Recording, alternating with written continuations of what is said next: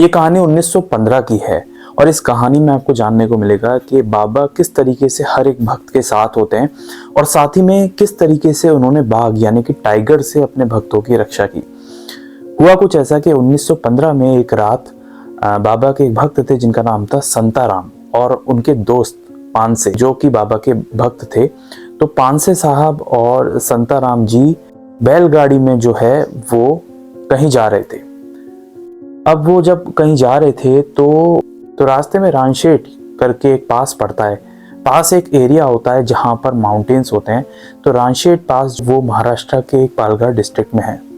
तो जब वो बैलगाड़ी से जा रहे होते हैं तो अचानक जो उनकी बैलगाड़ी होती है वो रुक जाती है और जो उनके बैल होते हैं वो थोड़े से घबरा जाते हैं और वो धीरे धीरे पीछे सरकने की कोशिश करते हैं। अब संताराम और पानसे के साथ प्रॉब्लम ये थी कि जब उनकी बैलगाड़ी पीछे हो रही होती है तो एक तरफ तो बिल्कुल खाई थी और दूसरी तरफ बहुत पतली सड़क थी। और जब बैल ऐसा बर्ताव कर रहे थे तो वो ये देख के डर गए और जब बैल पीछे सरकते तो उनको ये डर था कि कहीं उनकी जो बैलगाड़ी है वो खाई में ना गिर जाए। और जब वो सामने की तरफ देखते हैं तो आसपास पूरा घना जंगल होता है। उस वक्त वहां पर उनकी मदद करने के लिए कोई भी नहीं होता। और जो पानसे और संताराम होते हैं जब वो सामने की तरफ देखते हैं कि बैल इतने ज़्यादा परेशान क्यों हो रहे हैं, भयभीत क्यों हो रहे हैं, डर क्यों हो रहे हैं, तो वो देखते हैं कि कोई चमकीली आंखें उनकी तरफ बढ़ रही हैं और वो देखते हैं झाड़ियों में से उनके तरफ घात लगाता हुआ शेर यानी कि बाघ उनकी तरफ धीरे धीरे बढ़ रहा है और वो किसी भी वक्त उन पर झपट सकता है, उन पर हमला कर सकता है।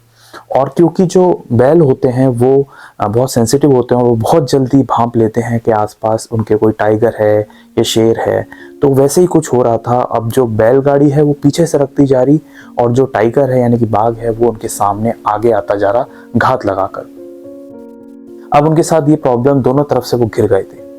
तभी जो पानसे होते हैं वो संताराम से कहते हैं कि तुम जो कमान है इन बैलों की ये संभालो, रस्सी संभालो और मैं नीचे उतर के कोई भारी पत्थर उठाता हूँ और इनके जो पहिए हैं बैलगाड़ी के उसके पीछे लगा देता हूँ जिससे कि ये बैलगाड़ी पीछे ना सरके और खाई में ना गिर जाए।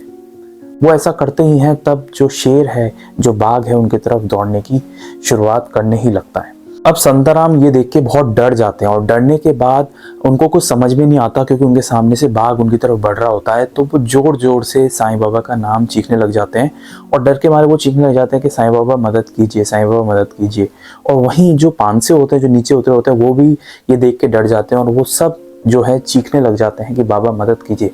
और इस भयभीत सिचुएशन में उनके मुंह से सिर्फ साईं बाबा का नाम निकलता है और वो बहुत ज़्यादा डर के माहौल में चीखने लग जाते हैं। अब सामने की तरफ से जो बाघ आ रहा होता है उसको पता नहीं क्या होता है, वो एकदम रुक जाता है और जब ये चीख रहे होते हैं साईं बाबा मदद कीजिए, वो इनको देख के और वापस लौट के और वो जो बाघ है, जो टाइगर है, वो वहाँ से भाग जाता है और इन पे अटैक नहीं करता।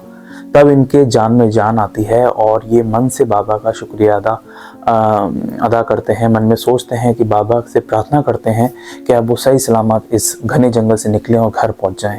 खैर वो डरते डरते वहाँ से निकल जाते हैं और अपने घर पहुंच जाते हैं। लेकिन उनको एक बात समझ में आती है कि जो बाबा की निगाहें थी, बाबा का साथ था, वो उनके साथ तब भी था जब बाबा आसपास नहीं दिख रहे थे, लेकिन फिर भी बाबा की जो निगाहें हैं वो उनके ऊपर थी। और जब उन्होंने बाबा को याद किया, बाबा को पुकारा, तब उनके सामने से जो प्रॉब्लम है, जो विपत्ति है, वो तुरंत गायब हो गई। और इस कहानी से हमें बहुत गहरी बात जानने को मिलती है कि अगर आप बाबा को कहीं पर भी याद करें, और यही बात बाबा कहते थे कि तुम मुझे कहीं पर भी याद करो, शिरडी में ही नहीं, तुम इस संसार में कहीं पर भी रहकर मुझे याद करोगे तो तुम मुझे अपने साथ ही खड़ा पाओगे। और इस विपत्ति से बाबा ने जो उन्हें छुटकारा दिलाया, क्योंकि उनकी जान को बहुत बड़ी खतरा था, उसके बाद भी बाबा ने उनकी मदद की और सिर्फ बाबा का नाम पुकारने से उस बाघ के मन में ऐसा जादू हुआ कि वो बाघ वहाँ से भाग खड़ा हुआ। उम्मीद है आपको ये कहानी सुनकर अच्छा लगा होगा और इसी तरह साईं बाबा से जुड़ी हुई ढेर सारे रियल हिस्ट्री, असली कहानियाँ इस चैनल पर अपलोडेड हैं जिन्हें जाकर आप सुन सकते हैं, समझ सकते हैं। मैं बाबा से जुड़ी हुई असली कहानी पढ़ता रहता हूँ, समझता रहता हूँ और आप तक पहुँचाता रहता हूँ। मिलेंगे एक नेक्स्ट वीडियो में एक नई कहानी के साथ, एक रियल हिस्ट्री के साथ। तब तक के लिए ओम साई राम।